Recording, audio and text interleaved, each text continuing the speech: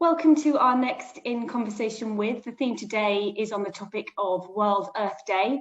And the day is a global platform for inspiring positive change and how we consume as individuals or how we run as businesses.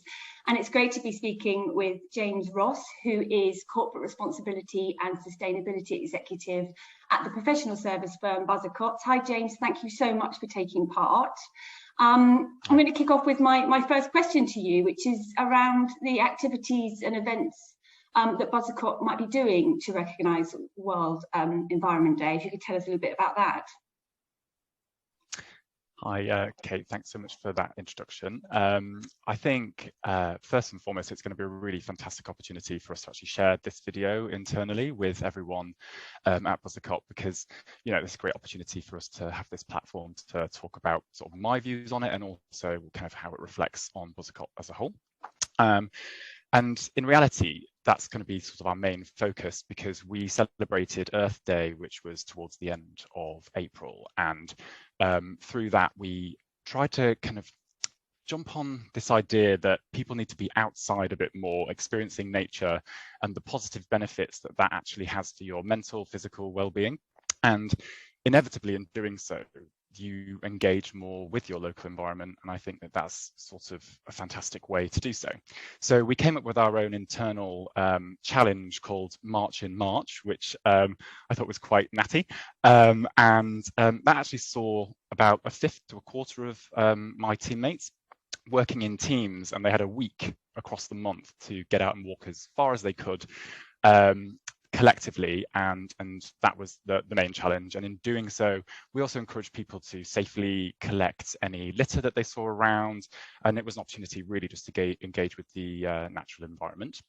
And it was so successful. We had people walking almost 4,000 kilometers collectively, which is the same as going to Naples and back, which is quite a distance actually. So and as well as that, we focused on kind of how individuals can have and make their own difference in their day-to-day lives in small ways to support environmental matters. And that was things like introducing plant-based or vegan and vegetarian days into your diet a few days a week.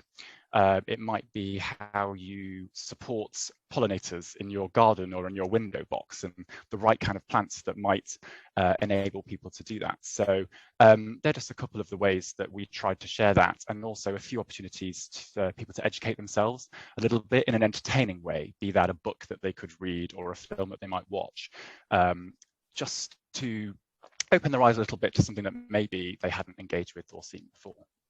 Absolutely. It's those small things, isn't it? It's such a sensible piece of advice that it doesn't have to be huge sort of gestures. It's those small little things that, you know, collectively make a big difference. So they all sound very creative. I'm really impressed. Thank you. My next question to you is that often taking steps towards net zero can sometimes be an overwhelming task for the SMEs that Heart of the City work with. What would you consider the first steps they should take to achieving this? I mean, it's such a daunting task, and and Buzzacott are also sort of on their journey with this as well. And while we've got some history with how we engage with suppliers, etc., and the way that we've designed our office environment to support that, it just sort of seems like it can be quite overwhelming if you're thinking about, should we be net zero? Are we going to be carbon neutral? How do we reduce our energy consumption and things like that? So the things that I think right now might be most important are primarily find someone that's interested in it. You know, leverage the fact that we have people in our organizations that are concerned with these matters, and whoever they are and at whatever level they are within the organization, let's start having the conversations. So get those people to engage with the subject matter and to share that internally. And that might be engaging yourself, engaging your colleagues, and also engaging your suppliers. And taking the opportunity to really educate yourself on those matters and to use that as a platform to speak to others about it as well. And once you've got that initial platform and an understanding of what it is that you might be able to do and where your targets might end up being. It's a great opportunity to start influencing decision makers within an organization, because we can't always be assured that the people that have the biggest impact in terms of decision making are aware. It might be something that they've come across subtly in their lives, but actually the conversation is growing and it's time to start bringing them along in that journey as well. We're really lucky in the city that there are so many organizations around that are willing to talk and share and engage with one another and exchange information and best practice with one another. And I think that's another fantastic way that you should start to get involved. And Heart of the City are a fantastic example of how we've become more engaged with environmental sustainability. And I think that the real thing is take some form of action.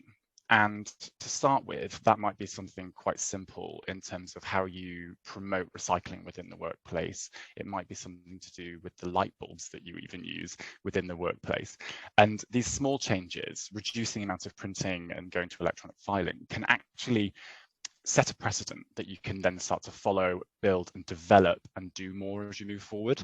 And in doing so, just collect some data, start to understand your impacts, because ultimately without the knowledge of how that impacts your energy consumption, for example, you're not going to really understand what changes you make and how that really has an effect. And I think right now we're in a really interesting position, because we've just come through this pandemic and it's been a sort of rocky roller coaster for so many people, but haven't we adapted well? Like, so many organizations are actually coming together more and more because they're able to communicate really openly, freely and regularly through things like a Zoom conversation. And actually those adaptations and the way that we've responded shows that we can make change when it's really, really necessary. And if I'm frankly honest, I think that environmental sustainability is one of those things where these changes are entirely necessary, because if we don't start doing it now, the impacts are going to grow and snowball and get worse. And we have a responsibility to start thinking about that. And as a small organization, you may have fewer people to influence. And if you can get people engaging that conversation early, you can start setting up your organization to be really successful and celebrated for their sustainability achievements, as well as everything else that you do. That's such good advice, isn't it? Sort of that step-by-step approach. And I think you're right. It's if you can try and engage people that are passionate about it, that's one of the biggest challenges ultimately, isn't it? So yeah. I think so. And it's also wider stakeholder groups as well, because you work with a supplier and inevitably they're part of your chain and what they do impacts you. And so have those conversations with them and the wider stakeholder group, and inevitably you're going to be learning and you're going to be hopefully educating them as well in the process. And so it's very reciprocal. Absolutely, don't be afraid to collaborate, which is absolutely a really good point. Thank you. Yes. And then finally, sort of over to you, really. What personal changes will you be making to counteract climate change? Have you thought of some steps that you're going to be taking? Well, I think you'll probably see around me, I have a lot of plants. So I mean, air quality in my home is like premium. But I mean, it sounds really funny, but actually being surrounded by plants in my own house makes me think about it, because I care for them. I have to take time to engage with them. Maybe that's a little bit frivolous, but my sort of sustainability journey personally has been kind of, one that's kind of developed and built over time. And it started off about sort of 5 years or so ago. I started to reduce the amount of meat I ate, and I tried vegetarianism and I've tried veganism. And what I've done is found my sort of happy medium and what I kind of feel works for me. And what that's led to is a much reduced meat or fish consumption. And I would say probably I'm mainly vegetarian, with the odd slip up here and there. Nobody's perfect, I suppose. And then I started thinking about how much plastic I consume, and it became so apparent to me that practically everything I bought, everything I touched, was wrapped in plastic, and plastic ultimately comes from fossil fuels. And the changes I've tried to make there is I have my own bottle that I take with me everywhere, and that might sound like a simple change, but the number of plastic bottles you would get through if you only drank water from them is insane. It's incredible. And we're really lucky as well. Now there's water bottle refill stations all over the city. There's one really near to our office, and we've also got fantastic filtered water in our building. So, you know, it's very, very simple to make that change. And actually, it doesn't really require much thought or effort. I like to drink quite a bit of coffee, so I also have a reusable coffee cup that I take with me, and it's just, again, a really simple way that I can change my behavior in order to reduce the amount of coffee cups. And actually, we gave out coffee cups a couple of years ago, reusable ones, to every single team member at Buzzacott, so they've got an opportunity to kind of take that out there as well. And while I talk about coffee, it's sort of a particular area of concern for me. In my master's dissertation, I really focused on coffee cup consumption, because while I was studying, I just saw coffee cups everywhere I turned, and I was kind of found it a little bit overwhelming. And I was like, you know, these are wrapped in plastic and they're not actually very easily recycled, and they are one of the biggest polluters of our environment through littering. And I tried to understand what it is and why we're not making changes. And actually, as a consumer, we're so used to convenience culture in our lives, and it's very, very easy to walk in, get a coffee and leave. And it's about, how do we incentivize people to change? And ultimately, yes, a number of us will make our own independent changes, and I certainly hope that more and more people are able to do so. But there is a strong reliance on legislation, business leaders and the government to actually think about those impacts. And actually, the plastic bag charge came in and 80% fewer plastic bags were used. And I think that that's a dramatic change. And if there are ways and means that those really powerful stakeholders can make a change, we will adapt. You know, we still like convenience, and if the convenience is carrying a bag, then it's not all that difficult.